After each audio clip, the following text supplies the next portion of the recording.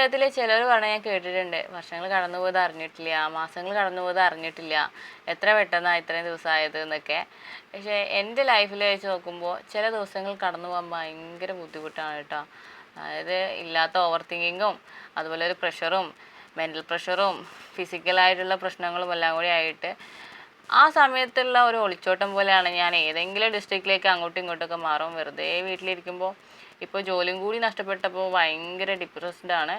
എന്താ ചെയ്യാൻ ഒന്നുമില്ലാത്തൊരവസ്ഥ. അതിൻ്റെ ഇടയ്ക്കാണെങ്കിൽ ചെറിയ രീതിയിൽ യൂട്യൂബ് ചാനലൊക്കെ ആക്കും. പിന്നെ കുറേ വീഡിയോസ് ഇടുമ്പോൾ ഭയങ്കര മടുപ്പാണ് കേട്ടോ. നമ്മൾ എത്രയൊക്കെ ശ്രമിച്ചാലും കിട്ടാണ്ട അവസ്ഥ ആകുമ്പോൾ. പക്ഷേ ഇനിയിപ്പോൾ പറയാൻ പോണത് അങ്ങനെയൊന്നുമല്ല. എൻ്റെ സാറ് പറഞ്ഞു, ഇങ്ങനെ വെറുതെ ഇരിക്കല്ലേ, എന്തെങ്കിലും പഠിച്ചുകൂടെ ചോദിച്ചു. അങ്ങനെ ഞാൻ സർട്ടിഫിക്കറ്റ് റെഡിയാക്കാൻ വേണ്ടി ആലപ്പുഴയ്ക്ക് പോകുന്നൊരു വ്ളോഗാണ് കേട്ടോ ഈ വീഡിയോ എന്ന് പറയുന്നത്. അച്ഛന് വേണ്ടി കുറച്ച് സാധനങ്ങളൊക്കെ എടുത്തിട്ടുണ്ടായിരുന്നു. അതായത് നമ്മൾ ഷർട്ടും പിന്നെ മുണ്ടും.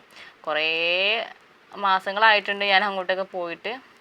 ജാനുവരി മുതൽ നമ്മൾ ജോബ് പോയിട്ടുണ്ടായിരുന്നു. അത് കഴിഞ്ഞിട്ട് എന്ത് ചെയ്യണമെന്ന് അറിയില്ലാത്ത, ഫൈനാൻഷ്യലി ഒട്ടും സ്റ്റേബിൾ അല്ലാത്ത രീതിയിലാണ് കേട്ടോ നിൽക്കുന്നത്.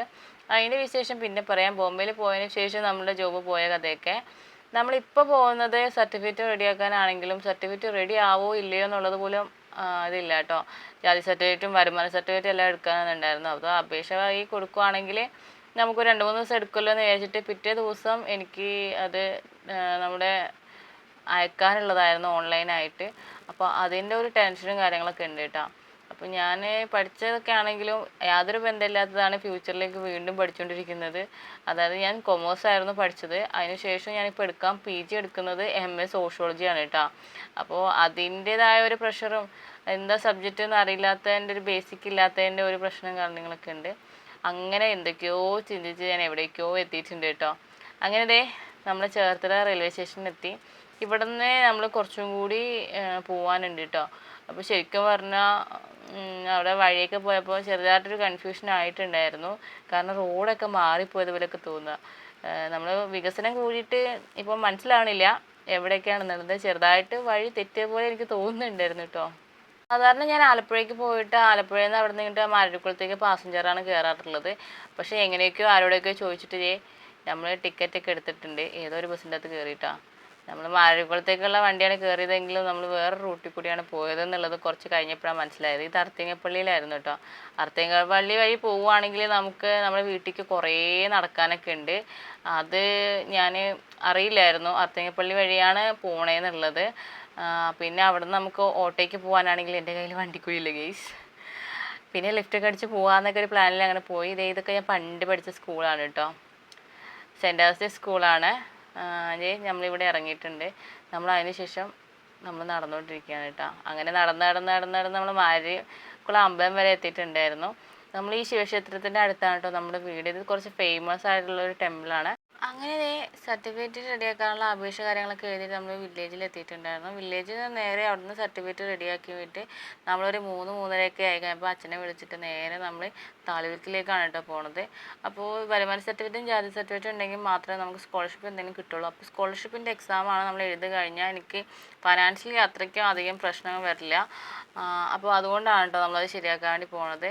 കിട്ടണേ കുറേ പ്രാർത്ഥിച്ചിട്ടാണ് കേട്ടോ നമ്മൾ അത്രയും കഷ്ടപ്പെട്ട് രാവിലെ മുതൽ ഫുഡ് കഴിക്കാതെ ഈ നേരം ഒന്നും കഴിച്ചിട്ടില്ല കേട്ടോ. ചെറുതായിട്ട് വിശക്കുന്നുണ്ട്. പക്ഷെ വെള്ളം കുടിച്ചിട്ടാണ് കേട്ടോ നമ്മൾ നിൽക്കുന്നത്.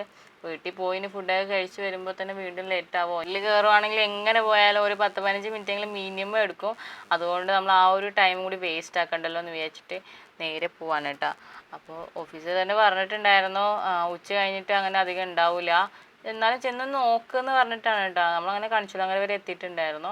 ഇവിടെ നമ്മൾ ചേർത്തലേക്ക് തന്നെയാണ് വീണ്ടും പോകുന്നത് കേട്ടോ. മാരരിക്കുളം വന്നിട്ട് വീണ്ടും ചേർത്തലേക്ക് പോയി. പിന്നെ ഇവിടുന്ന് നമുക്ക് അപേക്ഷ കിട്ടാതെ നമുക്ക് പോകാൻ പറ്റില്ലല്ലോ. അങ്ങനെ നമ്മളിതേ അവിടെ എത്തിയിട്ടുണ്ടായിരുന്നു കേട്ടോ. ഇതാണ് ചേർത്തല ആശുപത്രിയൊക്കെയാണ് കേട്ടോ. അങ്ങനെ നമ്മൾ താലൂക്കിൽ പോയി. സാറിന് അത് കാണാൻ പറ്റില്ലായിരുന്നു. നേരെ എന്നോട് കുറച്ച് ഫോമും കാര്യങ്ങളൊക്കെ തന്നു. അതൊക്കെ എടുത്തുകൊണ്ട് വരാൻ പറഞ്ഞു. അങ്ങനെ ഞാൻ അതെടുത്ത് കൊടുത്തു. അതെ താലൂക്ക് ഓഫീസ് ഇതാണ് കേട്ടോ. ചോർത്തലയിലായിരുന്നു. നമ്മളിതൊക്കെ എടുത്ത് കൊടുത്തപ്പോൾ അവിടെ കറണ്ട് ഇല്ല എന്ന് പറഞ്ഞു കേട്ടോ. ഫോട്ടോസ്റ്റാറ്റ് എടുക്കാനുള്ള കടയിൽ പോയപ്പോൾ അത് അവിടെ കറണ്ടും ഇല്ല, അത് അപ്ലോഡ് ചെയ്യാനും കറണ്ടൊന്നും ഇല്ല. പിന്നെ ഞാൻ അവിടെ കൊടുത്തിട്ട് പോന്നു കേട്ടോ, അത് ചെയ്യണം, ഇങ്ങനെയാണോ അവസ്ഥ തന്നെ, എത്രയും ദൂരത്തുനിന്ന് വരിക എന്നൊക്കെ പറഞ്ഞിട്ട്. അതിനുശേഷം ഞാനും അച്ഛനും കൂടി ഇതേ അട കഴിക്കാൻ വേണ്ടിയിട്ട് പോയിട്ടോ. അട കഴിക്കാൻ വേണ്ടി പോയതല്ല, ചായ കുടിക്കാൻ വേണ്ടി പോയതാണ്. അച്ഛൻ്റെ കൂടെ പോയി കഴിഞ്ഞാൽ പൊരിക്കൊടികൾ അങ്ങനെ അധികം കിട്ടുമൊന്നുമില്ല. ചോദിച്ചു കഴിഞ്ഞാൽ തരും, പക്ഷേ എങ്കിലും അച്ഛനത് എണ്ണ കഴിക്കുന്നത് അത്ര ഇഷ്ടമില്ലാത്തതുകൊണ്ട് ഞാൻ പിന്നെ ചായയും അച്ഛൻ കഴിക്കണ പോലെ തന്നെ അടയും കഴിച്ചിട്ടാ. അങ്ങനെ പിന്നെ പെട്രോൾ പമ്പിലൊക്കെ കയറി വീണ്ടും കുറച്ച് പെട്രോൾ അടിച്ചു. രാവിലെ പെട്രോൾ അടിക്കണം എന്ന് പറഞ്ഞിരുന്നു, പക്ഷെ അത് പറ്റിയിട്ടില്ലായിരുന്നില്ല കേട്ടാ. പിന്നെ കുറേ നേരം വെയിറ്റ് ആക്കി നിന്നപ്പോൾ ഞാൻ അവിടെ പോയി ഇരുന്നു കേട്ടോ. എനിക്ക് ശരീരമൊക്കെ ഇങ്ങനെ തളരുന്നുണ്ടായിരുന്നു. അങ്ങനെ അതൊക്കെ കഴിഞ്ഞ് ഞങ്ങൾ നേരെ വീട്ടിലേക്ക് പോവാണ്. എൻ്റെ സ്കൂളാണ് കേട്ടോ, സോറി കോളേജാണ് കേട്ടോ. അതൊക്കെ വിശേഷങ്ങൾ കഴിഞ്ഞ് വീട്ടിലെത്തി ഫുഡ് കഴിച്ചു. പിറ്റേന്ന് നമുക്കത് കിട്ടുമോ ഇല്ലയോ എന്നുള്ളത് അറിയാൻ പറ്റുള്ളൂ. പ്രതീക്ഷ ഒന്നും ഉണ്ടായിരുന്നില്ല. സമയം ഏകദേശം ഒരു 5 മണി ആയിട്ടുണ്ടായിരുന്നു കേട്ടോ. അപ്പോൾ ഇത്രയുള്ള വീഡിയോ ഇഷ്ടമാണെങ്കിൽ ലൈക്ക് ചെയ്യാനും ഷെയർ ചെയ്യാനും സബ്സ്ക്രൈബ് ചെയ്യാനും മറക്കില്ലേ. ടാറ്റാ.